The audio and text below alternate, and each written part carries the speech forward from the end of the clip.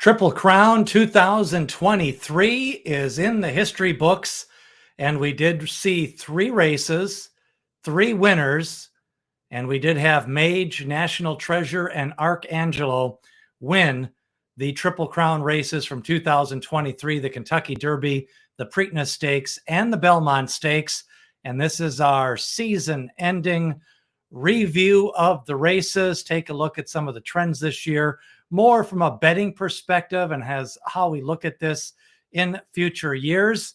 And if you have any questions, make sure to submit those as we move along on the show here. But these are some of the topics that I have been asked on some of the races and some of the overall effects of the Triple Crown. So one of the things I wanted to recap was the winners of the races, the class levels of the winners. Kind of an interesting year in that we saw a horse with 1 lifetime win coming into the Kentucky Derby win the Derby and Mage. Then coming into the Preakness, we saw another horse with 1 win in National Treasure. And then Arcangelo didn't break his maiden until March 18th. Then he went straight into the Peter Pan and then won the Belmont Stakes. So recent form really seemed to trump lifetime racing experience in these big races. We'll take a look at your viewer questions. Speed figures, how much did they impact on the trail this year on the trail and in the Triple Crown races? We'll take a look at the 3-year-old poll and maybe discuss a little bit who is the 3-year-old champion through the Belmont Stakes. A lot of people with differing opinions on this one. I do think winning races is more important than running a good race. So I'm going to lean more towards the 3 Triple Crown winners in Mage, National Treasure, Angel of Empire, and horses like that, along with Arcangelo, versus 2 Phils who ran a big race in the Kentucky Derby, but did not win the race. So that's, we'll take a look at that, take a look at the first poll post Triple Crown. And let's start off. What a day of racing on Saturday at Belmont Park. And it was Arcangelo breaking that glass ceiling. Trainer Jenna Antonucci winning the Belmont Stakes, the first female trainer winning the Belmont Stakes in history. Of course, Arcangelo winning a maiden race, then winning the Peter Pan over Bishop's Bay. Came in with some really good late pace ratings. He also had some very high speed ratings on the time form US scale coming into the Belmont Stakes, but his buyer speed figure was a couple of points slower, a 97, but still within a couple of lengths. And that's where it got a little bit tricky, because if you threw out the Kentucky Derby speed figure of Angel of Empire, the rest of them were all within 2-3 points on the speed figure scale. So Arcangelo winning the Belmont Stakes. Congratulations to the connections. You had Arrogate, the sire of the winner, and you had Jenna Antonucci, the trainer. Javier Castellano wins 2/3 of the Triple Crown. He wins it with Mage. He gets on top of Arcangelo, wins that race. And for the little guys studying those pedigree books, $35,000 yearling purchase at the Keeneland sale, and he wins that one. So very impressive to see overall just kind of some of the trends for this year's Triple Crown races. And, last year we saw Rich Strike win the Kentucky Derby and some other horses with some more modest pedigrees. And Javier Castellano, want to talk a little bit about this. Of course, big ride in the Derby, won his first Kentucky Derby after 14 mounts, and then, really tipped outside on a key part on the turn and kind of got first run on Angel of Empire in that race. Then after Mage elects to pass on the Belmont Stakes, he rode Arcangelo to a victory in the Peter Pan Stakes, stays on him in the Belmont Stakes. And this was a perfect ride. Really, the horse had plenty of run down the black stretch. And with his post position, he was able to lay inside, was never further than a couple of lengths back. And Arcangelo really saved the ground. But on that turn, when National Treasure started to try to make a dash for the final quarter of a mile, it was Arcangelo just coming up on the inside, and National Treasure did not give up right away. I mean, he had to really kind of wear him down a little bit for at least about a 16th of a mile. Then National Treasure started to back out of it. And then you saw Arcangelo open up by a couple of lengths. And then that was kind of interesting. You had all of the runners, Hit Show along with Forte, you had Angel of Empire, and you had Tappa Trice all making kind of late runs, but the fractions in that final quarter of a mile were pretty slow. So I'm not really sure how much ground they were making up. The final 6 furlongs kind of came home slow. The final 4 furlongs came home slow. And really the winning move was by Javier Castellano. 2 perfect rides, getting his first Belmont Stakes win this year and his first Kentucky Derby win. So we've got a couple of people in the house tonight, some regulars. The Traveler is in the house. We've got Danny in the house listening in. And if you have any questions, make sure to get those in. We'll be going over some of those. We did have some questions. So I think that was a key part of the Triple Crown. We saw some nice riding from Javier Castellano. And then even in the Preakness Stakes, it was a nice ride from John Velasquez, slowing down the pace in a paceless race and controlling on the front end, the slow fractions, and bringing home National Treasure, outdueling Blazing Sevens in that final 1/8 of a mile to win the Preakness Stakes. And so that was a nice, I guess that was a big part of me. Something I'll take away from the Triple Crown 2023 is maybe some of the experienced jockeys. And really, I think we saw 3 races where pace and trip did affect the winners of the race. I think you could have ran the Belmont Stakes and the Kentucky Derby maybe a couple of other times and gotten some different winners. I think National Treasure was probably the best horse in the Preakness just because the quality of competition. He really only had one other horse to beat in Blazing Sevens because I think Mage was just tired on the 2-week turnaround going into the Preakness. Pace makes the race. Did want to talk about this in my weekly Thoroughbred prospectus. I talked a little bit about this, but pace make the race in the all 3 of the Triple Crown races. So, you know, in the Derby, we saw an extremely fast pace, and that hindered some of the horses up near the pace and really helped Angel of Empire. It helped horses like Mage. It helped horses making a late run. And, you know, I think it turned it into a trip type race for horses that could kind of settle early on. They made some mid-race runs, and even a horse like Hit Show, who again was able to save a lot of ground. He ran inside, got a good break from that 1 post position and able to run 5th. We also saw 2 fills. He was on the inside, saved some ground, and he was able to make a run for the lead coming out of the turn, opened up, and then just couldn't hang on in the final 1/8 of a mile when was run down by Mage. So that was interesting. Then in the Preakness, we saw very slow for 6 furlongs, and the Belmont was really a slow final 4 furlongs and final slow 6 furlongs. And really, they just kind of grinded out that last half the race. Wasn't really a lot of brilliance in the Belmont Stakes. I think we had a better quality field than the Preakness, but overall, a solid Belmont Stakes. So, you know, I'm not sure it was lost at the final turn for the 4 in the, I assume you're referring to the Belmont Stakes. You know, Forte was wide, but going into the race, he was washy. I think a lot of people noticed that. He seemed to be a little bit keyed up, and he was that way a little bit for the Florida Derby. Going into the Fountain of Youth, he seemed to be a little bit more settled and ready to run his race in the Fountain of Youth.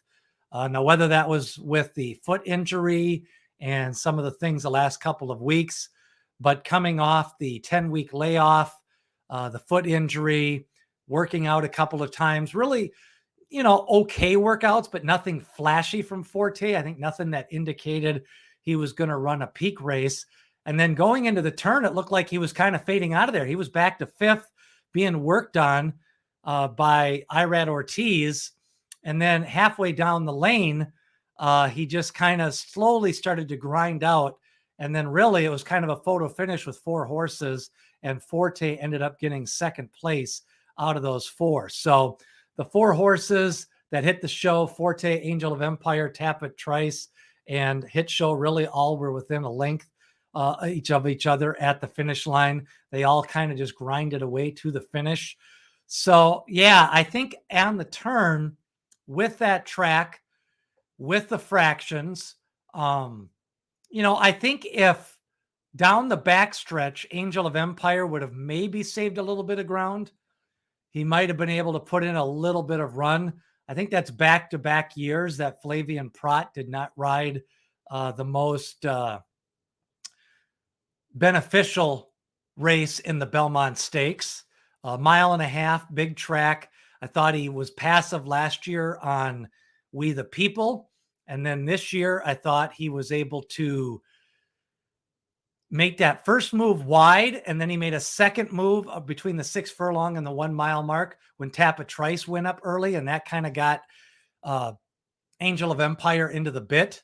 I think you could run that Belmont again and get even Tapit Trice into the winner's circle, or Angel of Empire, if they would not have made that move from the 6 furlong pole to the 1 mile mark.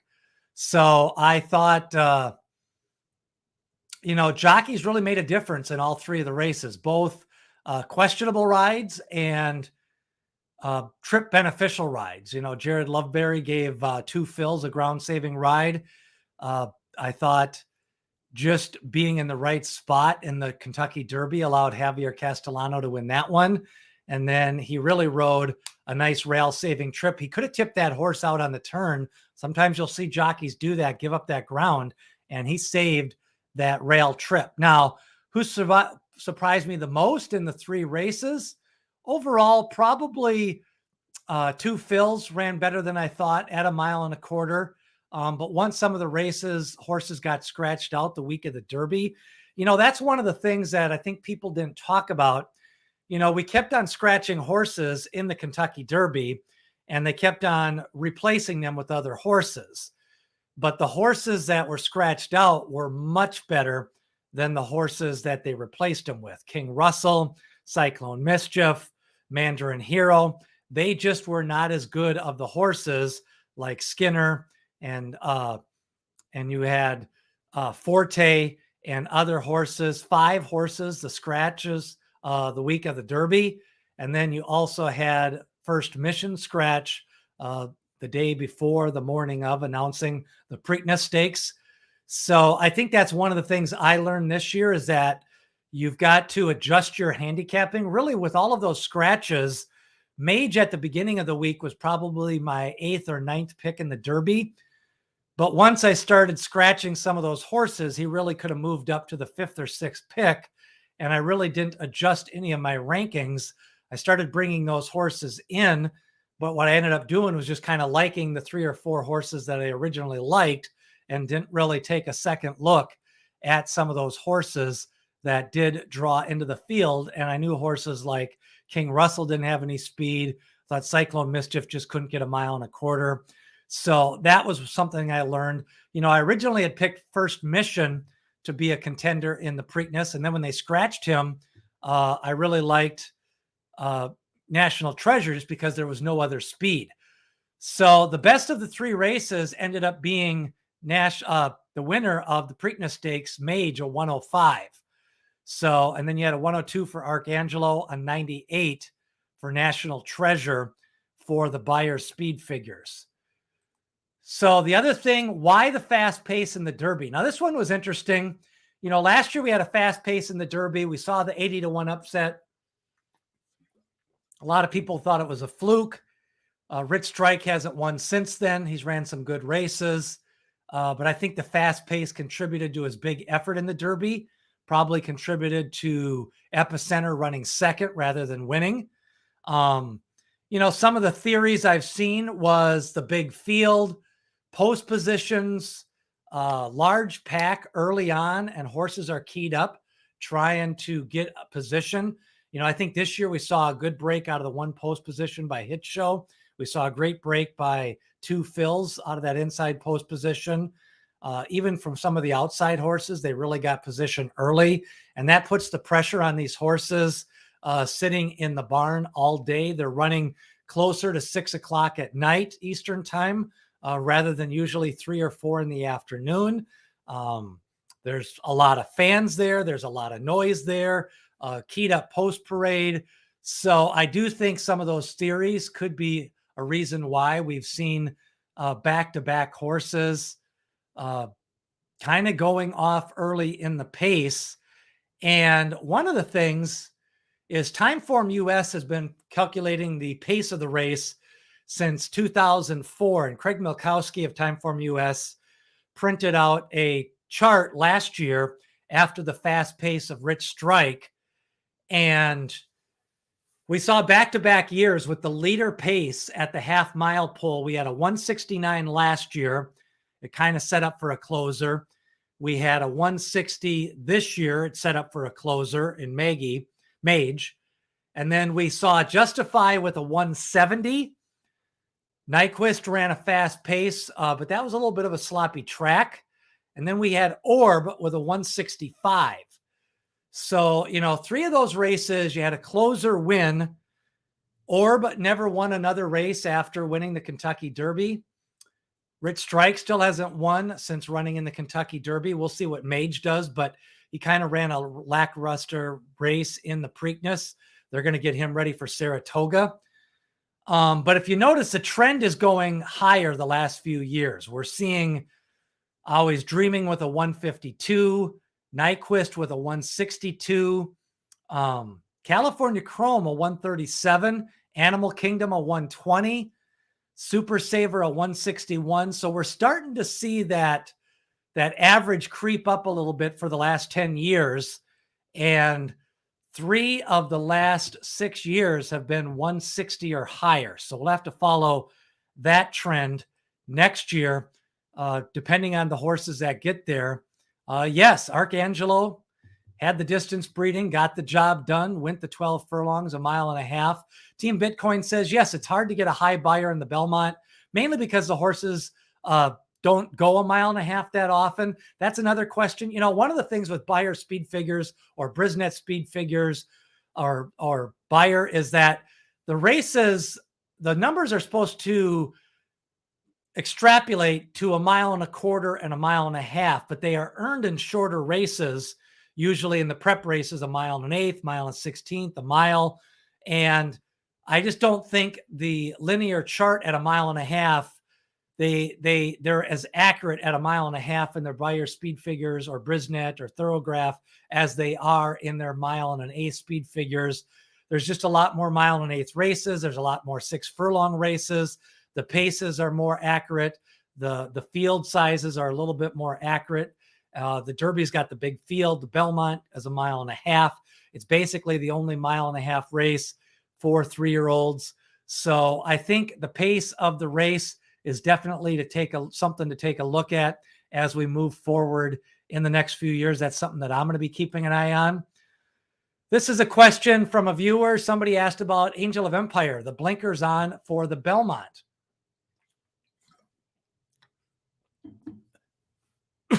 And I think before the race, a lot of people thought that this would not really impact the performance by Angel of Empire. And I think looking back on it, it did, mainly because he was kind of keyed up the first half a mile. He was wide. He broke well from the gate, and that means he had to go wide down the backstretch. Then he made an early one while going wide. Then when Tappa Trice made that move, he moved with Tappa Trice in tandem from the 6 furlong call to the mile mark.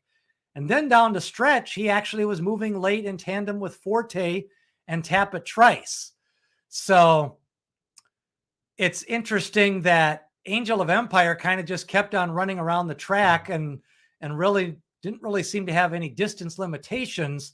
But if he would have maybe ran a more even race or made one move in the race, he might have had a shot to win that race. So I do think the blinkers on in these big races. Now, we did see National Treasure get blinkers on before the Preakness, but he had wore the blinkers in his debut race, in his maiden race.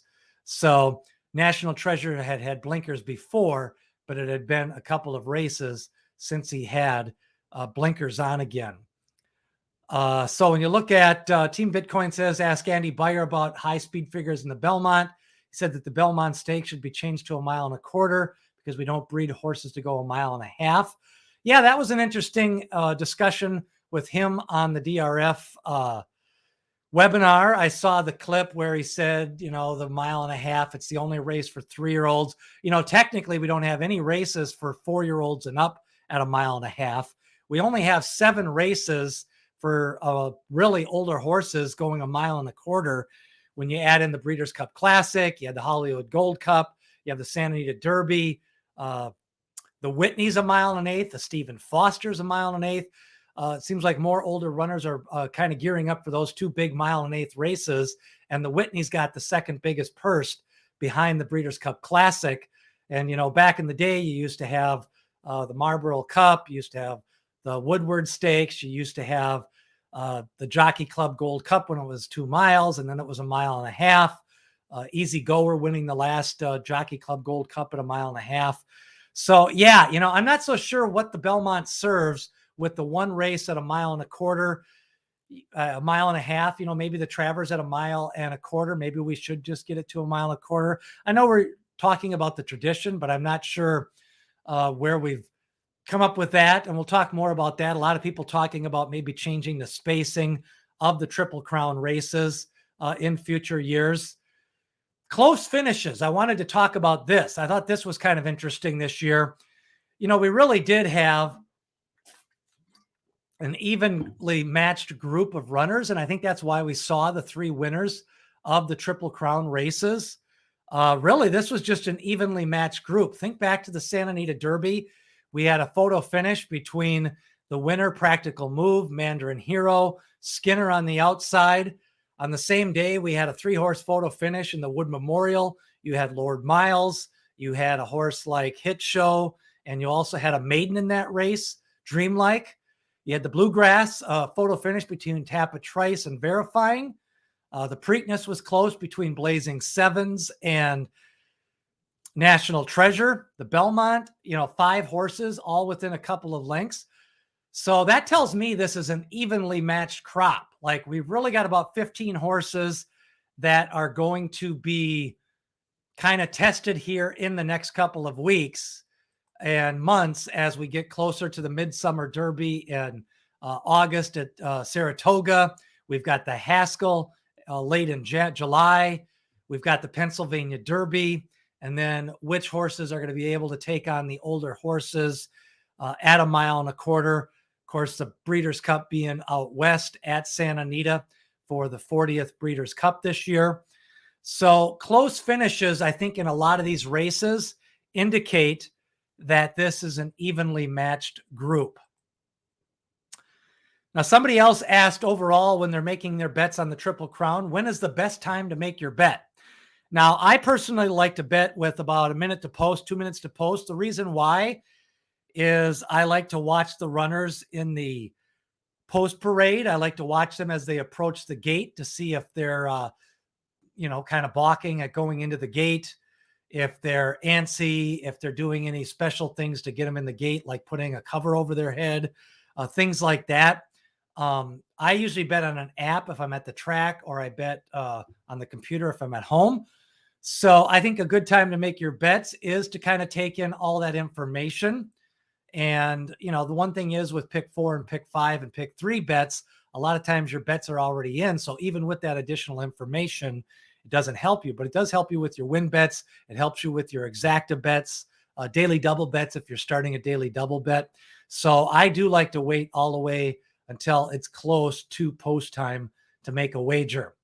Now, one of the things we saw in the 3 Triple Crown races is current form versus speed figures versus class. And one of the things I think we saw was that really current form seemed to be more valuable as a handicapping factor in the Triple Crown races than speed figures and class.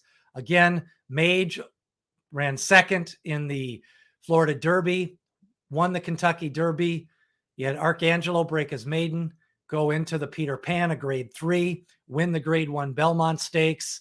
Then you also had National Treasure, 4th, but only a maiden winner. So I think, next year, when they break their maiden, you want to look at speed figures as a guide. But I think current form and taking a look if they have the ability to lay close to the pace, they don't need to be on the lead. But I do think that was a key factor this year. Current form seemed to trump some of the speed figures and the class, especially some of the early speed horses that just did not make some of the big races in the Triple Crown. So another thing I noticed a little bit was quality early speed seemed to be missing in all 3 of the big races. We really had no early speed in the Preakness Stakes from a proven grade 1 type horse. The prep pace setters, none of them made the Derby. Horses like Fort Bragg, Practical Move, Lord Miles, Dreamlike, some of the other runners, the leader in the Bluegrass after a half mile didn't make the Kentucky Derby. So quality speed was kind of missing in all 3 of those races. Now we did see Disarm come a little bit off the pace against Verifying in the Matt Winn Stakes. We saw Go Rocket Ride win last week at Santa Anita. He could be going to the Haskell. We've got a horse like Disarm, 4th in the Derby, wins the Matt Winn. Extra Anejo, we'll see if he points to some longer races. We saw a big effort, a 109 Beyer speed figure from Arabian Lion on Belmont Day. So quality early speeds seem to be missing, and we'll see if we get some of that back in the later races this year in the Preakness, in the Pennsylvania Derby, in the Haskell, and in other races in the fall. So the class of the winners, we talked about this. Mage had one win going into the Derby. National Treasure, 1 win. Arcangelo just 2 wins, but he won his maiden on March 18th, so good current form. We also saw speed figures maybe not being as reliable at longer distances. We saw Mage get a 105 in the Derby, but he wasn't able to replicate that in the Preakness. And then Angel of Empire, a 105 in the Derby, and he was not able to replicate that in the Belmont Stakes. So I think these 1.25 and 1.5 mile speed figures by either Brisnet, they just don't run enough long distance races at 1.25 miles and 1.5 miles. There isn't enough horses in the sample size and races to really build up a database of horses and speed figures at those longer distances. So I'm going to kind of give even more. Normally I give 6 or 7 points on the speed figure scale, but I'm going to go maybe even 10 points.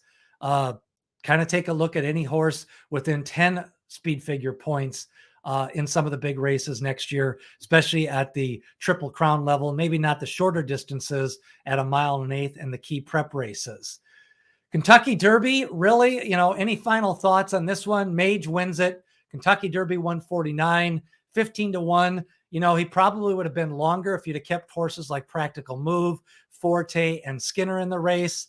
In the daily doubles and pick 3s, he was more like a 20-1 shot, and the trifecta paid well, more like a 20-1 shot with Mage in that race. And then you look at the 105 Beyer speed figure for Mage in the Kentucky Derby, wasn't really able to replicate that in the Preakness Stakes.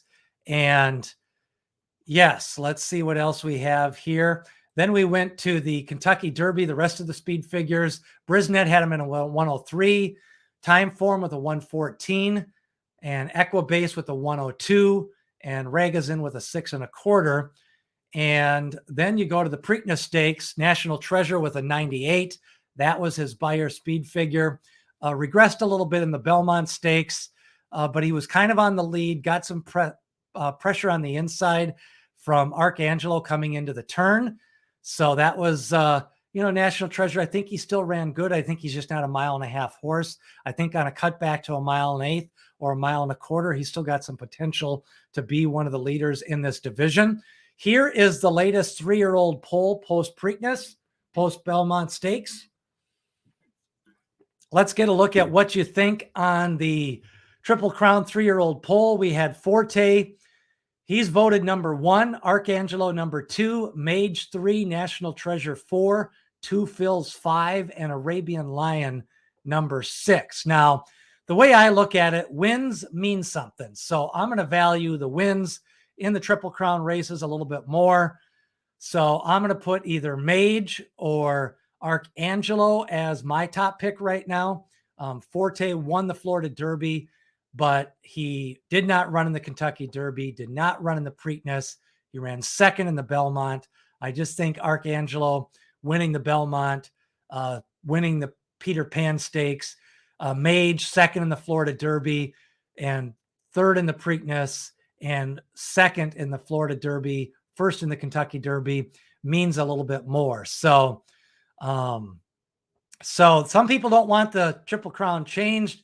Yay, change 150 years of tradition so the distance coincides with the speed figures. Yeah, that does seem a little odd, kind of the dog wagging the tail here.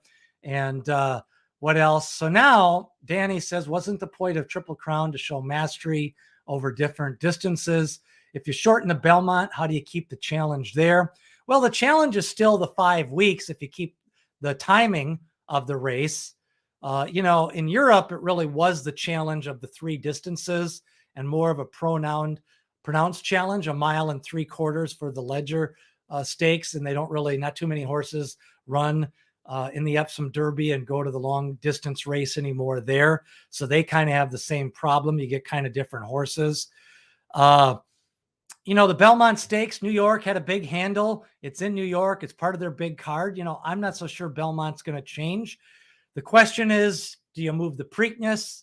Do you do a May, June, July? My personal opinion is the Triple Crown. That's the only thing during the course of the year that gets the average fan involved in horse racing. People will come back in 2 weeks for the Preakness. We saw this year in the Preakness, horses that should have been 100 to 1 were bet down to 10 to 1. Then they come back in 3 races. I just think if you stretch it out to May, June, and July, nobody's going to care about the Triple Crown. The horse players will, but I just don't think you'll capture the public interest. I don't think you'll get any coverage on ESPN. I don't think you'll get any coverage from some of the mainstream media. A lot of people will just kind of tune out. So right now you get that casual horse fan. They know the 3 races. You still got people that remember Secretariat. You got people that remember Affirmed and Alydar. You got a new generation of fans that like Justify and American Pharaoh. And to totally change it, I think it's just kind of a different type series. It just kind of becomes 3 different races with 3 different groups of horses. Like Danny says, the only thing that makes them different right now is the distance. You got 1 1/4 miles, 1.5 miles, 1 3/16 miles. So I guess right now I'm leaning towards, let's keep it. Let's see if we can, one of the things is, I think some of the horses, better horse, that 18th, 19th, 20th place horse in the Kentucky Derby may be better served running in the Preakness.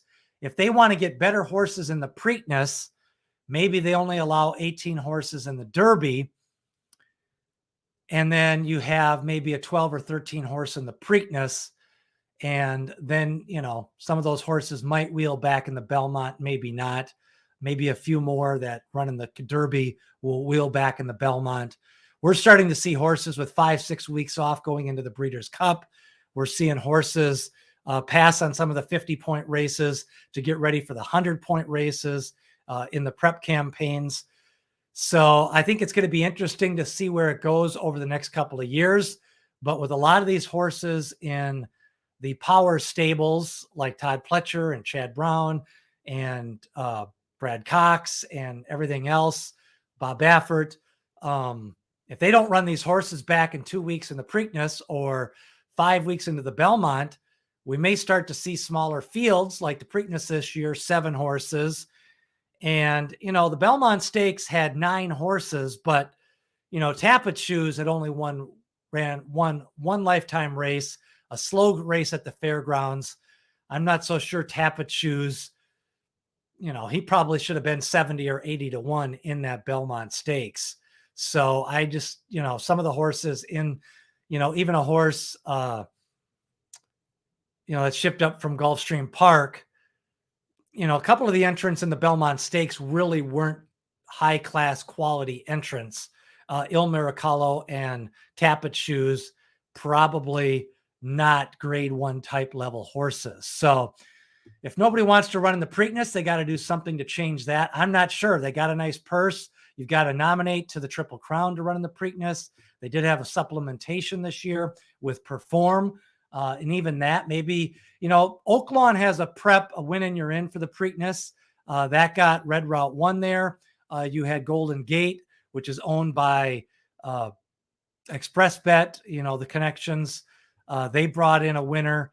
That chased the chaos. He ran in the Preakness Stakes. I'm not sure where you can get, they kind of have the crop. Then you have your better horses. And then that next level of horses really, and you got to remember, we had a high, in the last 5 years, we've got about 25% less horses, got about 4,000 or 5,000 horses less in each crop. And what that means is if you say there's 100 good horses 5 years ago when there was 20,000 horses, and now we have 15,000 horses, that means we've got about 10 less good horses to run in these Triple Crown races, if you just do the math. And we're seeing that. There's just not a lot in. There's just, you can have horses, but you can't have grade 1 quality horses. So those are some of my notes from the Triple Crown races. We're going to close it out. Yes, Tappet Shoes. So one of the things, how did you guys do in the Triple Crown races this year? I went 1 for 3. I had Angel of Empire in the Kentucky Derby. Didn't make any money on the Derby. I won money on National Treasure in the Preakness. I had him after the scratch of First Mission. And then in the Belmont Stakes, I went with Tappet Trice. Didn't have the winner, Arcangelo. I had him as my long shot. I played him with Tappet Trice in the Exacta. I played Tappet Trice over and under Arcangelo. If Tappet Trice would have got second, I would have made some money there. So how did you do? Anybody win on the Triple Crown races? Any learnings from this year betting wise? Will you play different bets next year? Will you bet more next year? Will you bet less? Kind of some of your early thoughts as you look to next year. William Morris bet Arcangelo across the board in the Belmont Stakes. Danny says she won a couple races, but played the whole card. Francis went 2 of 3. He lost the Derby, so that's good. Don says he'll get him next year. Didn't quite hit the mark this year. Don had Arcangelo over Angel of Empire in Exacta. That was close to hitting. Danny says lost the Derby, lost the Preakness, won the Belmont, so that's good. Ends on a high note for Danny. So yeah, I feel like, if I can hit 1 out of 3 every year, usually I do okay on the betting side. If you hit 2 out of 3 and maybe connect with one of the races before you can hit a double or hit that Exacta, usually you can have a good day. There was a lot of favorites on Saturday. There was some impressive performances, but really Clairiere is the favorite. And then you had Arabian Lion as the favorite.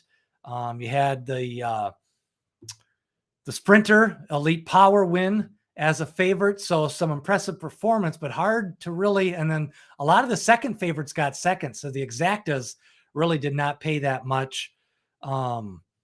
So yeah, I had a couple futures in the Derby, but overall that just kind of got my futures money back.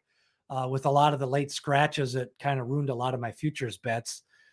So we'll have to see what next year brings, but overall, I think we've got an evenly matched group of horses. I think the 3-year-old championship will come down to the Pennsylvania Derby. We've got the Haskell Stakes. We've got the Travelers Stakes. We've got the Jim Dandy. And so races like that, I think, will determine the champion. Francis says it'll be wide open come Saratoga time when it comes to the 3-year-olds. There could be some late developers. William Morris says, I lost either in the Derby or Preakness, but won an extra to make up for earlier losses. Pick 3, 4, 5. I play a pick 5 and 4 really only with other people. I've kind of stopped doing my single tickets.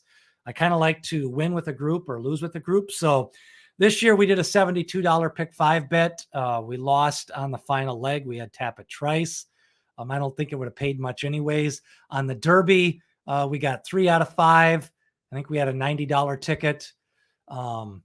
Pick 3s I'll play by myself, but usually I only play like 1 or 2 at the most on the big cards like that. Florida Derby Day, Preakness Day, Kentucky Derby Day, Travers Day. I'll play 1 or 2 pick 3s. I'll usually only play 1 pick 5 on the card, and usually with only other people as part of a group, because I think it's just kind of funner to win as a group and handicap it out. One of the things I think when you do a pick 5 with others, if I like speed and other people handicap class and we get together and make some picks, sometimes you get some different opinions, kind of the wisdom of the crowd type theory. Andrew says Castellano cost Mage the Preakness and a Triple Crown. Changed my mind. I don't know. I'm not so sure he would have been able to wheel around 3 weeks later in the Belmont.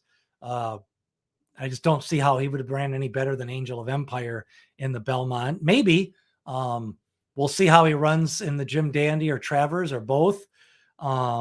Cody's Wish, impressive on Saturday. Hopefully he goes to the Whitney Stakes. Yes, he's on a win streak, a long win streak since last year. Dirt Mile, wins at Churchill Downs, wins at Belmont, and they're thinking maybe the Whitney Stakes or the Forgo Stakes at Saratoga.